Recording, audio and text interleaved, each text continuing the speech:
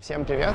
В этом видео мы поговорим о втором этапе обучения, который я всегда считаю вторым после технического, о тактике. Мы поговорим о том, на каком этапе надо начинать изучать тактику, на какой вопрос отвечает тактика, и когда уже по каким признакам надо определить, что вы уже готовы к второму шагу, к изучению тактического тенниса. Обо всем по порядку в этом видео. Поехали! Почему тактика — второй этап обучения? Ну, например, вы можете попробовать это сделать без поставленной техники, да, то есть попробовать показать человеку, куда надо бить, да. Но я не вижу такой системы обучения, потому что из моего опыта работы приближение мяча к каким-либо зонам, оно напрямую связано с контролем мяча, да. То есть когда вы не можете попасть отдельно, половина корта у вас, линия и диагональ не делятся как на разные половины корта, а просто в целом это прямоугольник на той стороне, в которую надо попасть, невозможно начинать тактическое обучение. То есть обязательно в тактической модели должен присутствовать первый шаг, это техника. И наступает этот шаг уже в такой момент, тогда, когда просто перебивать на ту сторону уже неинтересно. То есть, да, вы добегаете до мяча, возвращаете мяч на ту сторону, и это уже перестает быть интересным. И вам становится интересным приблизить мяч к той или иной линии, сыграть где-то мяч короче, да, который будет ближе к сетке, какой-то укороченный, где-то дать какой-то более высокий мяч, топ-спин, или сыграть с каким-то боковым вращением, косой кросс. Ну как ты будешь говорить человеку, попади вот сюда, да, например, крученым ударом, если он не владеет косым кроссом? Это невозможно сделать. Или как вы будете объяснять человеку, что первый удар должен быть короткий, если он не владеет укороченным технически? Это этап невозможный. То есть первый этап обязательный техника, которую мы сняли, да, я видел, реакция была живая, и поэтому мы сегодня будем смотреть второй этап. На какой вопрос отвечает второй этап? Естественно, куда? Изучив абсолютно все удары, не минуя никакой удар, я уже говорил, вплоть до удара с полулета, вы можете приступить ко второму тактическому этапу, к тактике, которая ответит вам на вопрос «куда?». То есть куда вы делаете удар справа, куда вы делаете удар слева, куда вы делаете укороченный. И дальше я уже расскажу в этом видео, как мы моделируем из первого, второго, третьего удара последовательности комбинаций. Естественно, людям, которые сами играли в теннис и которые есть какой-то опыт свой игровой, им гораздо легче моделировать комбинации, поскольку я думаю, что даже у самых таких не особо вдумывающихся в процесс тренеров есть какой-то опыт своей игры. Как моделируется любая комбинация? То есть любая комбинация, она моделируется на основе вашего какого-то видения игры, да? То есть вы просто должны делать удар, допустим, первый удар, исходящий от игрока, который ваш, да, или от игрока, который загнал вашего игрока в какую-то сторону. И уже опираясь или на свой опыт, который у вас был, или на какие-то ситуации, которые вы видели по телевизору, моделировать выход из сложившейся комбинационной ситуации. Любая комбинационная программа, которую вы строите, да, она строится с точки зрения какого-то логического понимания ситуации. То есть, если вы бросаете игроку первый мяч короткий, да, и он пересекает линию, которую мы там показывали в видео «Обыграть качальщика», и пробивает там открытую стойку, и у него какие-то инерционные шаги идут вперед, то, естественно, наверное, следующий мяч вы должны давать ему с лета, чтобы он доигрывал ударом с лета, а не пятился назад и ждал высокий мяч, опускающимся после отскока. Просто опираться на логику, на какое-то чутье. И чуть-чуть дальше я расскажу, на что еще очень важно опираться в процессе комбинации. Это может быть любая комбинация, но комбинация строится в логическом порядке. То есть вы отрабатываете то, что будет применяться в игре. Вы создаете какой-то мяч игроку, да? Есть только, по большому счету, два варианта в любой комбинационной модели игры. Это создать или разрушить. Создать я называю это тогда, когда мы начинаем какую-то модель, да, нам бьют линию, а мы бьем диагональ лучше, чем нам ударили линию. Это создать. Я переиграл игрока. Игрок сделал какое-то действие комбинационное, я сыграл другим действием, тоже комбинационным, направляя мяч в другую сторону, я сыграл лучше, чем он. Второе, что можно сделать на корте, это разрушить, не дать закончить комбинацию. Да? Человек бьет линию, я подбегаю к мячу, у меня трусятся руки, у меня нет контроля мяча, или просто это не мой коронный удар там слева по диагонали, и я просто кидаю высокую свечку вверх. Таким образом, я не даю ему закончить эту комбинацию на момент меня отсутствия в центре корта, моего отсутствия в центре корта. Я даю путем высокого мяча себе время на возврат и таким образом не даю ему закончить комбинацию. Не пытайтесь совмещать несовместимое. То, что я уже говорил, опирайтесь только на логику. Да? Допустим, из примера какого-то идиотского совмещения там, вы кидаете высокий короткий мяч и вы идете там, к сетке. То есть все время думайте, чтобы в любой вашей комбинации была логика, чтобы вы понимали, что эта ситуация может возникнуть, и игрок будет действовать именно так. Еще, наверное, очень важно определить, это еще такой старой книжке толстой ITF было, ваш стиль игрока. Кто у вас игрок? С защитного плана, контратакующего, атакующего. И все-таки моделировать комбинации, наверное, надо моделировать все комбинации, чтобы игрок умел как можно больше их делать. Но, тем не менее, делать акцент в ту модель игры, которую предпочитает у вас игрок. То есть, если у вас игрок атакующего плана, наверное, это больше с движением вперед, с какими-то завершающими ударами с лета, с какими-то атакующими ударами впереди, будь это драйв, будь это удар в открытой стойке или левый атакующий. Если у вас игрок от защитного плана, вы моделируете комбинации больше каких-то защитных ударов, где он где-то там тянет, катится к мячу, или он делает какие-то обводки, когда его кто-то атакует. Если у вас игрок там контратакующего плана, опять же, он может заманивать кого-то в действие, да, чтобы кто-то принимал свое решение и на чужой скорости заполнять пустоты, которые образуются от игрока, который играет в более атакующий теннис.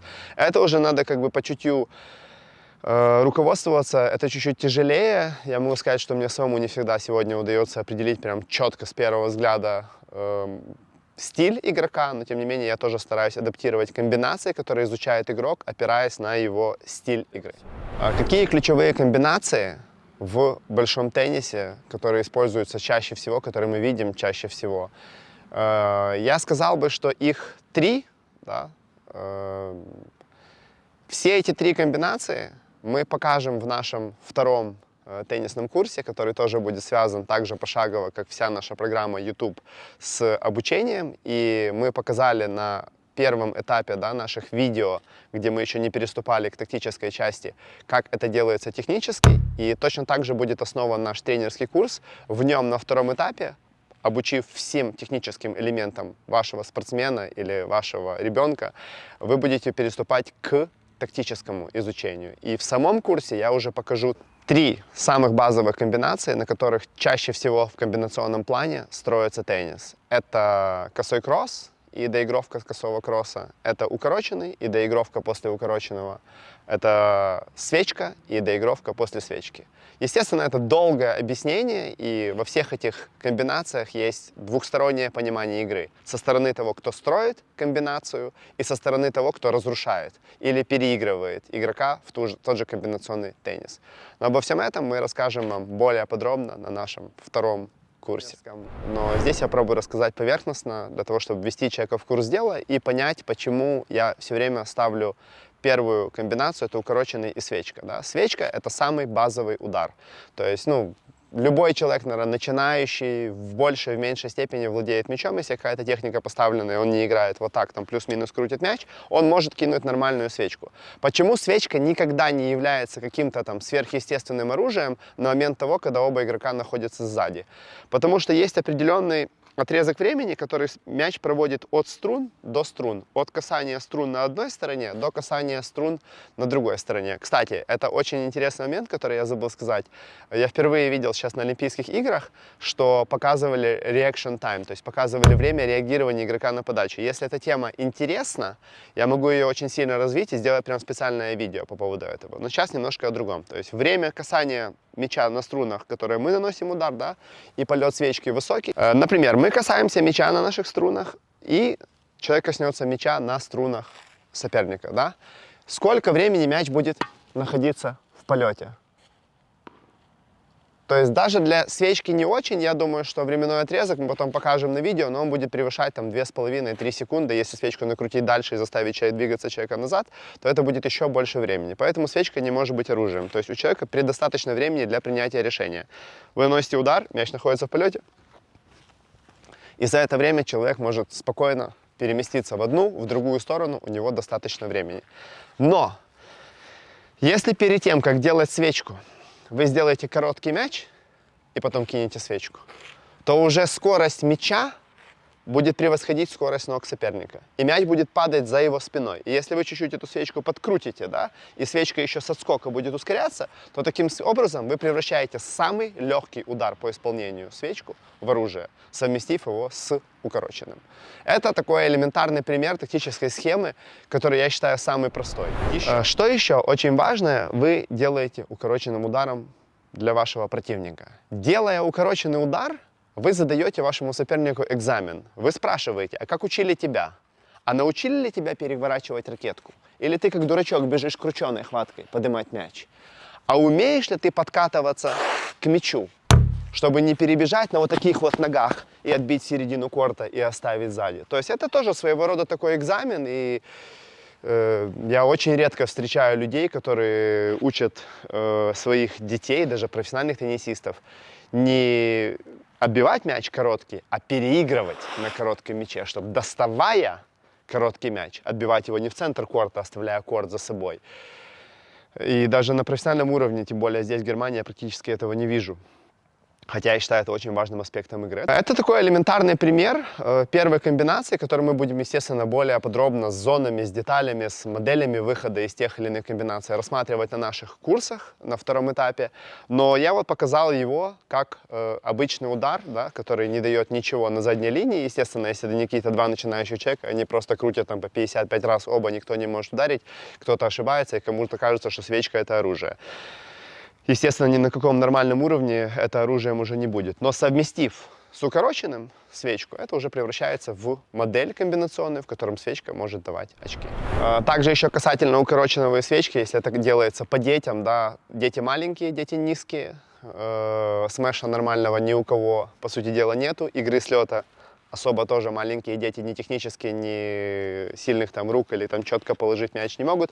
Просто это еще раз говорит о том, что свечка, совмещенная с укороченным, это оружие для любителей своего рода, да, они могут быть чуть выше, это не так работает вверх, но техническая сторона того же там смеша, это тоже проверка игрока, который добегает вперед. Умеет ли он вообще что-то делать, кроме крученной хватки справа и слева? Потому что многие свой процесс обучения технического заканчивают на ударе слева, справа, подача и погнали на счет.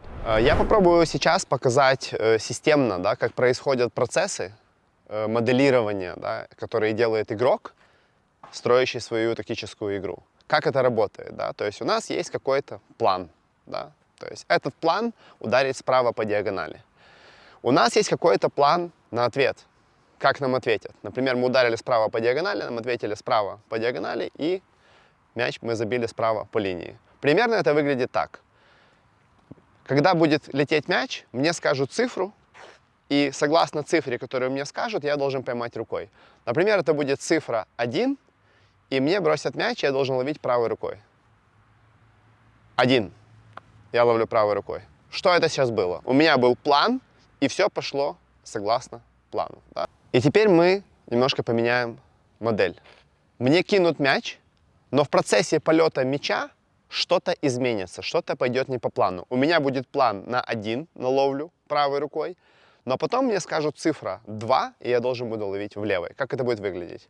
1, 2. Я поменял решение и поймал мяч левой рукой. Эти процессы, они, наверное, абсолютно необъяснимы для людей, которые сами не находились на корте, но, тем не менее, эти процессы все время происходят. Игроки, которые строят свою тактическую модель игры, они это делают, может быть, молодые игроки делают это не особо осознанно, но, тем не менее, они происходят. И сейчас я пробую рассказать, какие процессы вообще происходят в тактическом построении игры. Порядок действий в комбинационном теннисе. Первое – это идея. То есть вы придумываете комбинацию, то есть она у вас есть в голове, да? Эта комбинация, она виртуальна. Если вы не подаете подачу, то в большинстве своем вы даже не можете предугадать первый удар. То есть у вас всего лишь есть идея, куда вам подадут. Естественно, игроки там определенного уровня, они там умеют читать там, по подбросу, да? Где-то подброс более вправо, скорее всего, это будет косая, где-то подброс более влево, под кик, скорее всего, будет влево. Но, опять же, не будем ходить далеко, да? Лучше, кто всего это делал, это Федерер, где он намеренно, забрасывая влево, показывал, что это будет кик. И перед самым выносом менял ракетку в другую сторону. И на высоком уровне подбросом часто провоцируют всего лишь движение туда, куда показали, что будут подавать, но не подают туда.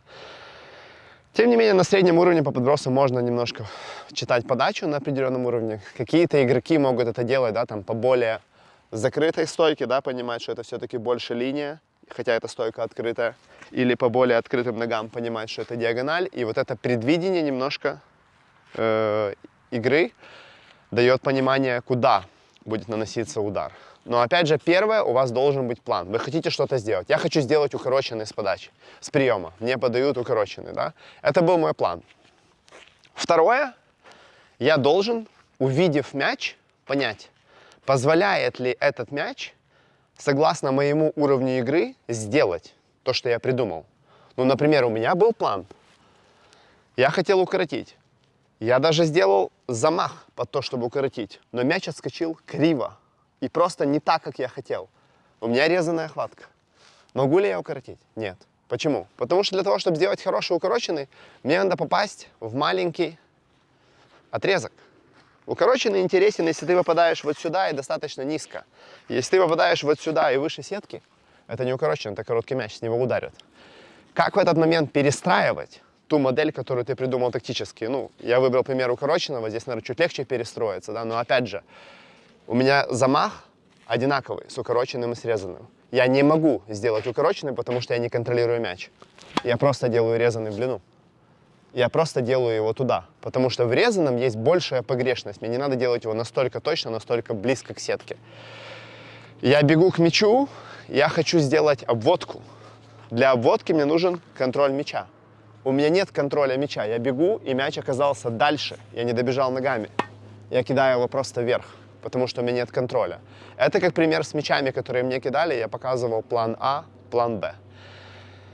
И третий процесс, который тоже, наверное, у многих игроков происходит необдуманно, но тем не менее он присутствует, я считаю его очень важным.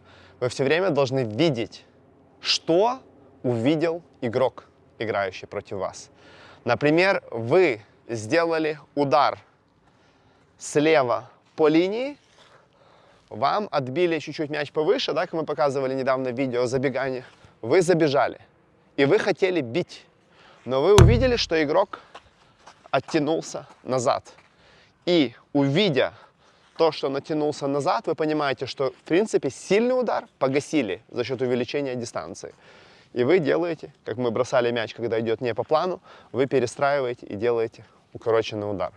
Это два достаточно очевидные для меня процессы, и я считаю, что работает это именно так. И вот на этапе, который третий, да, который вы, понимая от вашего плана, который вы придумали, плюс выбор вашего решения, это вторая часть, переходите к третьему, и вы еще смотрите, что то, что вы придумали, и то, что вы хотите сделать, увидел ли игрок так же, как вы, имеет ли смысл ее делать или надо ее перестроить, очень важно уметь владеть периферийным зрением. Это зрение, которое центральное у вас на мяче, но тем не менее вы видите, что делает игрок за мячом. И опираясь на его движение, уже согласно, опять же, вашему уровню, можете ли вы менять решение. Опять же, из постулатов Советского Союза никогда не меняй решение, это полный идиотизм. Его надо менять, но, естественно, надо понимать, можете ли вы это сделать. Если у вас стоит выбор между ошибкой или ударить в ту сторону, где стоит игрок, естественно, надо бить туда, где стоит игрок. Но если вы, уже видя решение игрока, все еще по своему уровню можете поменять решение, меняйте. Это было видео о втором шаге, который будет на втором курсе нашего обучательного процесса, нашей тренировочной системы тактики. Если вы хотите увидеть третий этап наших курсов и моей системы обучения, поставьте 700 лайков, и я покажу, что такое третий этап, какой он, из чего он состоит, также когда к нему переходить и как немножко в нем работать. Приятного просмотра и не старейте на корте. Всем, кто хочет поддержать нас, какие-то задать вопросы, переходите по ссылке в Telegram и там уже связывайтесь с нами через консультацию. Также благодарны всем, кто хочет или может поддержать наш канал любыми донатами. Это помогает развитию нашего канала, и мы можем сосредотачиваться больше на этой работе, а не на почасовой, и уделять больше и больше времени вам.